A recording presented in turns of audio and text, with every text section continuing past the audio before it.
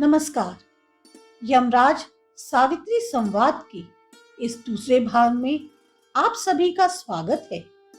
अपने पिछले वीडियो में हमने देखा कि सावित्री ने यमराज से कर्म, जीव, भक्ति आदि के प्रश्न पूछे और यमराज से वरदान भी प्राप्त किया।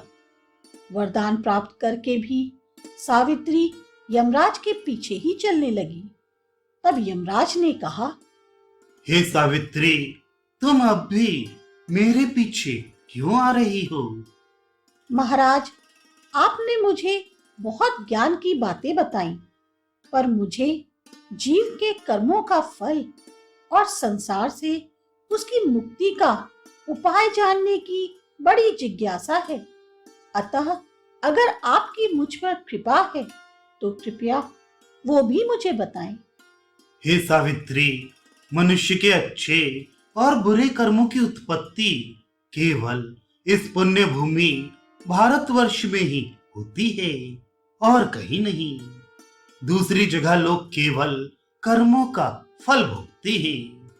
हे पतिव्रते, देवता, दैत्य, दानव, गंधर्व और राक्षस आदि ये ही शुभ अशुभ कर्म करने वाले हैं, दूसरे पशु आदि नहीं।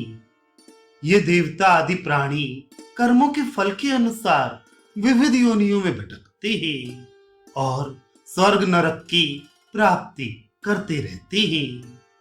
शुभ कर्मों के फल से स्वर्ग जाते हैं और अशुभ कर्मों के फल से नरक जाते हैं।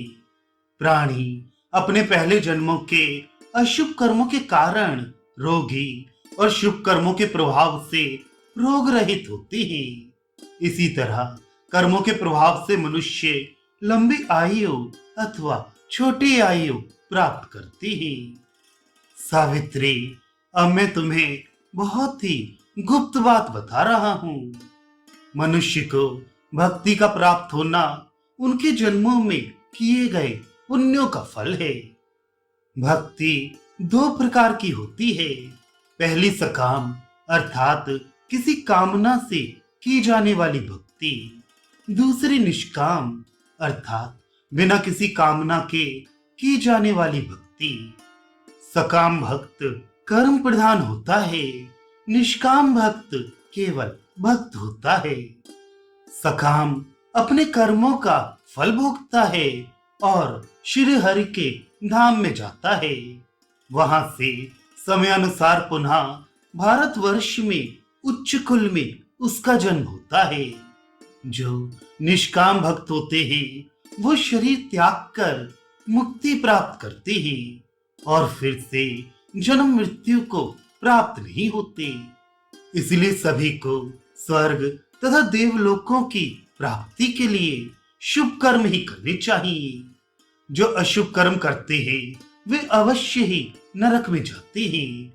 सावित्री, करोड़ों करोड़ वर्ष बीत जाने पर भी बिना फल का भोग किए कर्म समाप्त नहीं होते। अपने द्वारा किए शुभ अथवा अशुभ कर्म का फल मनुष्य को अवश्य ही भोगना पड़ता है। देव भक्ति, तीर्थ और तप से प्राणी शुद्ध हो जाता है। हे साध्वी, तुमने जो कुछ पूछा था मैंने बता दिया। और क्या पूछना चाहती हो? हे भगवान, जिस कर्म के प्रभाव से मनुष्य स्वर्ग आदि लोकों को प्राप्त करता है उन्हें बताने की कृपा करें। हे साध्वी, जो भारतवर्ष में अन्न का दान करता है वह दान दिए गए अन्न की संख्या के बराबर वर्षों तक शिवलोक में रहता है। अन्नदान महादान है। अन्न से बढ़कर दान ना कोई हुआ है और ना होगा। ये दान किसी को भी दिया जा सकता है और किसी समय भी दिया जा सकता है। इसी तरह भूमि, गौ, वस्त्र, आसन आदि का दान, श्री हरि को तुलसी अर्पित करना, जन्माष्टमी व्रत, शिवरात्रि व्रत, रामनवमी, नवरात्रि, एकादशी व्रत आदि की महिमा भी बहुत अधिक है।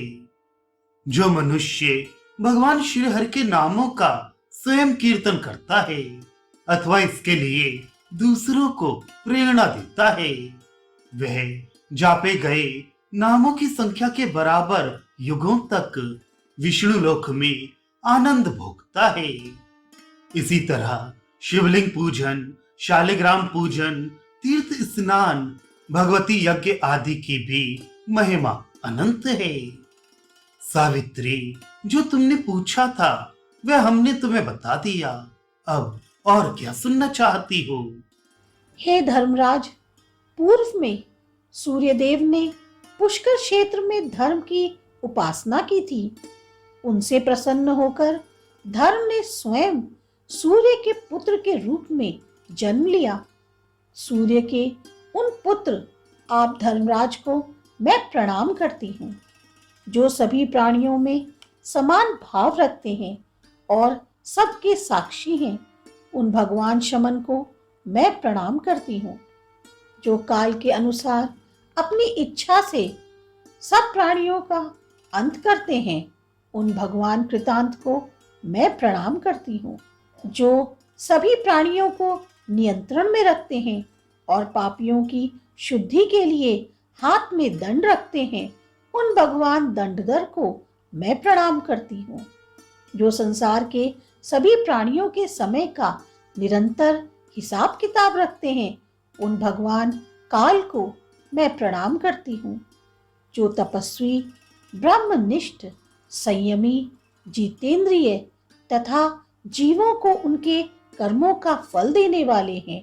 उन भगवान यमराज को मैं प्रणाम करती हूँ, ब्रह्मा के अंश से जिनका जन्म हुआ है, जो सदा पर ब्रह्म का ध्यान करते हैं और जो ब्रह्म तेज से दीप्तिमान हैं। उन भगवान ईश को मैं प्रणाम करती हूँ। इस प्रकार प्रार्थना करके सावित्री ने यमराज को प्रणाम किया। कथा के इस भाग में इतना ही। अगले वीडियो में हम देखेंगे कि कितने प्रकार के नरक हैं और उनके क्या क्या नाम हैं।